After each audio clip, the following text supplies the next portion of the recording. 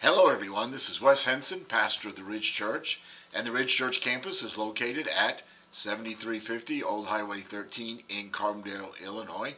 And this week we're going to continue with our Bible study series that's titled Walking in Confidence. And this 6-week Bible study series draws from the personal life of Abraham. Through our study, we're going to evaluate our own confidence level, and our goal is to allow Abraham's victories and losses to stretch and strengthen our confidence in God. So let's begin. Last week we focused on the basis for our confidence. God called Abraham to leave his home, his comfort zone, and go to a place that God was going to show him. And so the basis of Abraham's confidence and the point of our lesson last week was that we can trust God. Now this week our study is titled Confidence in the Face of Fear. And so we're going to continue in Genesis chapter 12. If you click on the link below, you'll find a 2-page outline of this week's lesson along with a couple of handouts. And then join us Tuesday night at 6:30 on Facebook or on our website as we go into greater detail on these lessons. The point of today's study is trust God when you are overwhelmed with fear. Fear, whether we want to admit it or not, fear is something that we all wrestle with. While some fears may seem small, but any fear can have a crippling effect. Our minds and bodies can seize up, becoming almost paralyzed. For some, just thinking about whatever it is that is on our mind can fill us with fear. So what do we do when the ugly little head of fear begins to creep into our lives? Well, there's an example from Abram's life that shows us what we should do, and it also shows us what we should not do. So let's begin by looking in Genesis chapter 12, and we're going to go down to verses 10 through 13. And let me just highlight these verses for you, if I may. Verse 10 says, "There was a famine in the land, so Abram went down to Egypt. And when he was about to enter Egypt, he said to his wife, 'When the Egyptians see you, they will say, "This is his wife," and they will kill me, but let you live. Please say that you're my sister, so it will go well for me because of you, and my life will be spared on your account.'"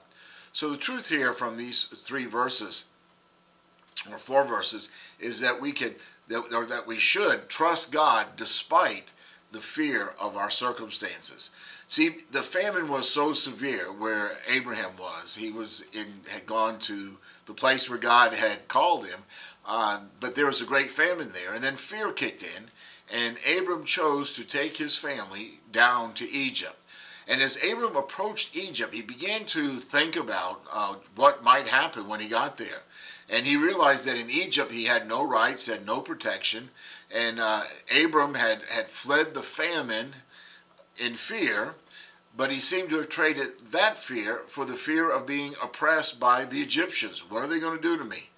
Fear and uncertainty strike at all of us, and in those moments we need to take our attention off the fear and focus instead on the Lord.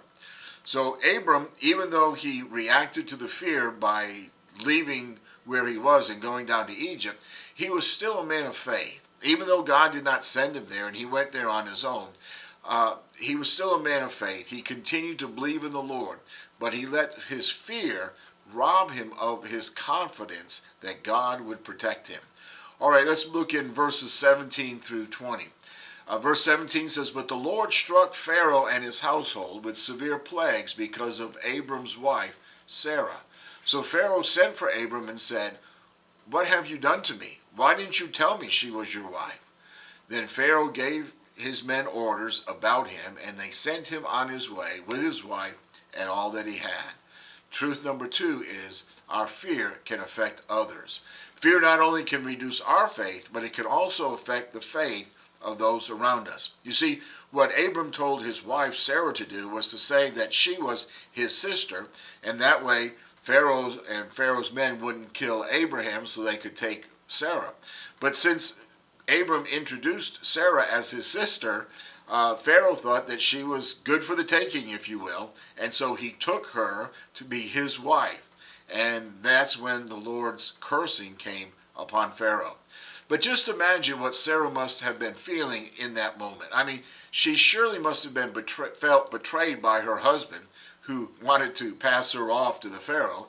And also, she most likely questioned any confidence that she had in God's promise to Abraham. Perhaps she felt that God had let Abraham down and the family down and left them in this poor situation. And Abram's fear also impacted Pharaoh and his entire household. Because of what happened to Sarah, the Lord's cursing came upon Pharaoh and his household, and so Pharaoh was affected as well. Let's read on down to chapter 13, looking at verses 1 through 4. So Abram went up from Egypt to the Negev, and he went by stages from Negev to Bethel, to the place between Bethel and Ai, where his tent had formerly been, to the site where he had built the altar. And Abram called on the name of the Lord there.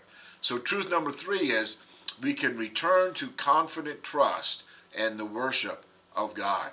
When we come face to face with our failures, and truly Abram had failed, we often think that, God can no longer use us for ministry. And it's in those moments that we must remember that even when we are unfaithful, the Lord remains faithful. Abram didn't leave his faith in Egypt. He moved back to where he came from, the place where he knew and had worshiped the Lord.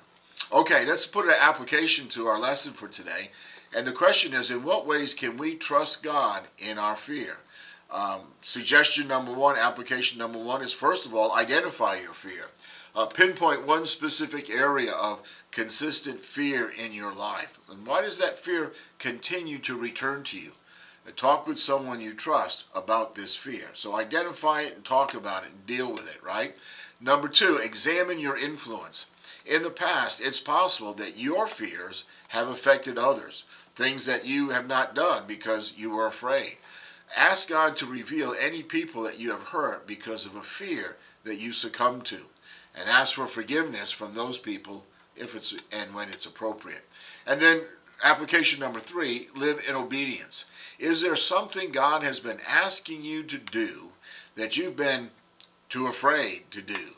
Whether it's giving up control of a certain circumstance, maybe making yourself a humble servant in a hard situation, or taking a big step in a new direction.